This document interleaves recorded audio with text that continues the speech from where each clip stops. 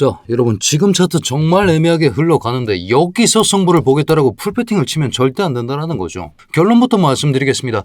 지금은 관망이 압도적으로 유리하고 우리는 큰 뷰, 새로운 관점을 셋업해 놔야 되는 그런 시점이라고 강조드리고 있는 것입니다. 저작의 유동성 관점, ICT 관점 기반으로 잡아놓은 오늘의 전략 지금부터 한번 확인해 보시죠.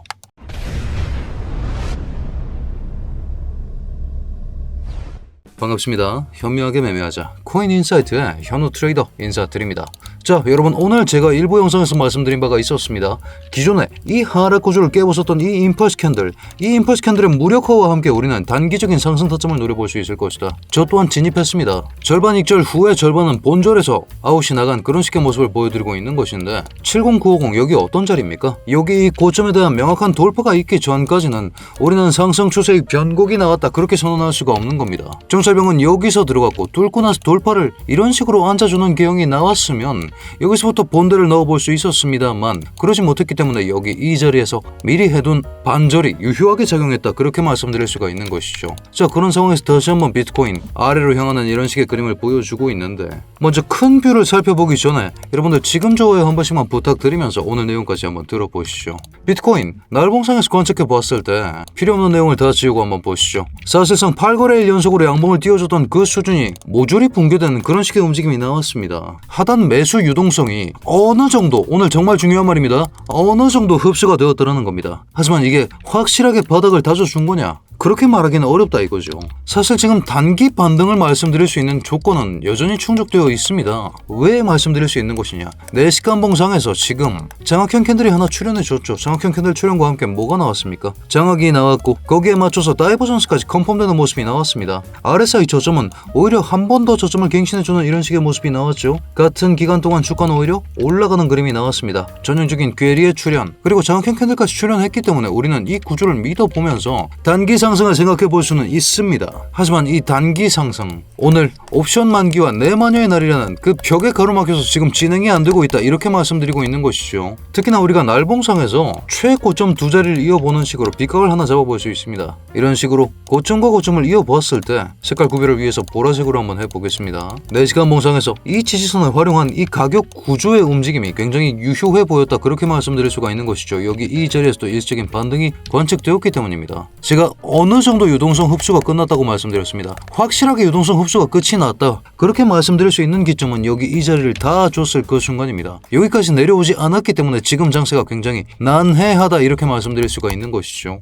그런 시점에서 지금 장악형 캔들을 띄워줬고 다이버전스가 나왔다면 상단에 존재하고 있는 매물대에 대한 잔여 유동성 흡수를 위해서 다시 한번 반등 움직임이 나올 수 있다 그렇게 말씀드리고 있는 것이죠. 여러분 이 캔들을 한번 집중해서 봐주시길 바라겠습니다. 해당 캔들은 오더블록의 출현으로 간주할 수 있습니다. 하지만 지금 시점 이 오더블록 어떻게 됐습니까? 원웨이로 하방이 깨 부서지면서 내려가 버렸죠. 완전히 이탈이 나는 이런 식의 모습이 나왔기 때문에 지금부터 이 자리는 저항 구간이 되는 것입니다. 제가 오늘 일부 영상에서도 오름숏을 말씀드렸고 단기적으로 정찰병으로만 롱을 잡아놓은 이유가 있다는 거죠. 지금 상단은 가장 먼저 돌파해야 되는 구간이 71.2부터 71.8로 확인되고 있는 이 구간이고 여기에 더불어서 1시간 봉상에서 출현했던 수많은 FVG 구간이 있었죠. 이런 식으로 꼬리와 꼬리를 연계해서 잡아놓은 이런 식의 저항 구간을 우리는 FVG라고 하며 이 구간이 72에서 72.8까지 상단에 두 가지의 겹저항 구간이 존재하고 있기 때문에 지금은 가격이 올라온다면 오름숏을 내려와서 이 선을 체크해준다면 거기에 맞춰서 눌롱을 보는 것이 훨씬 더 유리한 장세다. 지금은 관측에 기반해서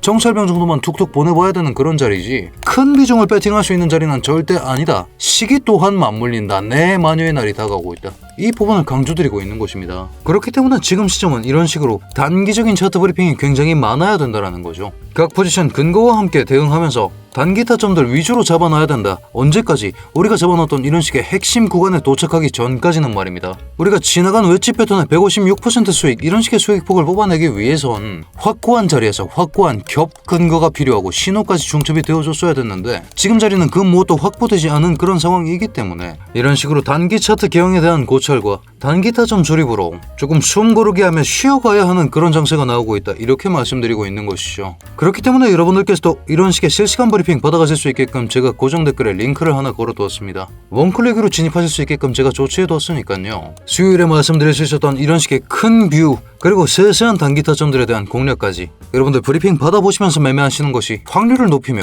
계좌를 우승할 수 있는 길이라고 말씀드리고 있는 것입니다. 다만 여러분 입장료 구독 하나면 충분하니까 아직까지 구독, 좋아요 눌러주지 않으셨다면 지금 한 번씩만 부탁드리겠습니다. 자, 그렇다면 다시 한번 차트를 보겠습니다. 단기 상승 구조가 컨펌되었고 4시간 생각보다 큰 타임프레임 상에서 이런 식의 히든 강세 다이버전스가 출현했다고 하더라도 절대 추격롱을 받아볼 수는 없는 장세임을 상단에 존재하는 겹저항 구간으로 증명해드린 바가 있습니다. 여전히 나스닥이 우리가 기준까지 잡아둘 수 있었던 이 채널선에 대한 완전한 이탈 그리고 그와 더불어서 이 저가 라인에 대한 지지 테스트가 들어오고 있는 지금 섣불리 상승 방향성을 말씀드리기엔 정말 힘들다. 오히려 상승 방향성이 나온다면 오름숏으로 대응하는 것이 조금 더 현명한 전략일 것이다. 이렇게 말씀드리면서 가장 큰 뷰는 매번 유동성의 개념에서 시작해야 됩니다. 그리고 이 유동성의 개념을 생각해 보았을 때 아직까지 확실한 시점에 바닥 다지기가 끝났다, 개미 털기가 끝났다 그렇게 말씀드리기가 어렵기 때문에 지금부터 반등이 나온다면 이를 가짜 반등으로 인지하고 각 저항 구간에서 어떤 반응이 나오는지 그런 부분들을 체크해 보시면서 특히나 제가 잡아드린 이 구간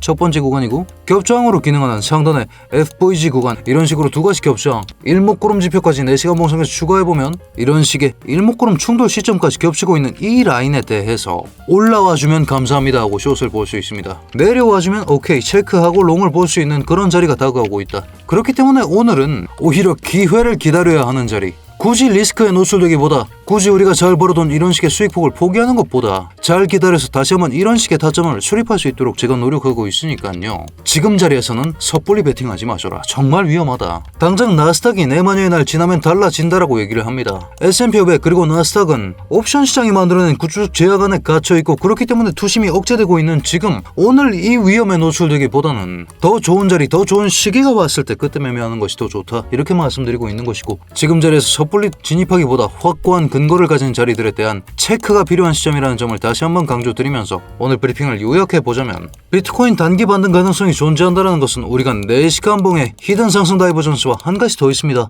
1시간 봉상에서도 출연해줬죠. 저점을 이만큼 갱신했으면 같은 기간 동안 RSI도 내렸어야 되는데 오히려 올라가는 이런 식의 개형이 나왔죠. 저점은 내렸는데 RSI는 올라간 일반 강세 다이버전스의 컨펌 이런 내용들 기반으로 단기 반등 가능성에 대해서는 부정할 수가 없는 상황입니다. 하지만 유동성 개념으로 봤을 때 완전한 흡수가 일어났냐? 그렇게 볼 수가 없더라는 거죠. 낙폭과 함께 동반된 거래량 수준 자체가 굉장히 미약한 수준이었습니다. 그렇기 때문에 의심을 해야 된다는 것이고 이 거래량의 생각으로 해보았을 때 지금은 우리가 여기서 생성된 이 브레이커 블록이라고 합니다. 이미 뚫려난 오더 블록은 저항으로 기능합니다. 이 저항 블록단에서 1차적으로 저항 테스트를 해봐야 되는 시점 그렇기 때문에 여기가 첫 번째 오름쇼 타점이 될 수가 있겠죠. 두 가지 저항 구간 잡아드렸습니다. 브레이커 블록 하나, FVG 구간 하나 이렇게 두 가지에 대해서 해당 저항 구간들을 돌파하는지 그 여부를 지켜보면서 이런 자리들에서 반응을 확인하고 신호를 확인하고 오름숏을 잡는 것이 조금 더 명확한 전략일 것이다. 당장은 내마녀의 날이라는 투심을 억제하는 위험성이 우리 눈앞에 입을 벌리고 있는 시점에서 큰 배팅을 투자하는 것보다는 이번은 기회를 노리면서 천천히 쉬어가는 그런 장세라고 파악해 주시면 되겠습니다. 자, 여러분들 추가적으로 판단하셔야 되는 사항들과 괄목할 만한 단기 타점 제가 확인될 때마다 브리핑룸 통해서 업데이트 해드리고 있으니까요. 오늘 분석도 마음에 드셨다면 이런 식으로 댓글 너무 감사드립니다. 여러분 굿 댓글 하나만 작성해 주셔도 저한테 정말 큰 힘이 되고 저희 코인인사이트 채널 키우는데도 큰 도움이 된다고 하니까 댓글까지 하나 꼭 부탁드리겠습니다. 자, 그렇다면 코인인사이트 구독자 여러분들 반드시 알아가셔야 할 사항 지금은 섣부른 비중 베팅을 하지 마셔라. 그럴 수 있는 시점이 아니다. 그럴 수 있는 자리 또한 아니다. 이 내용 꼭 기억하셔서 오늘도 성투하는 좋은 하루 되시길 바라겠습니다.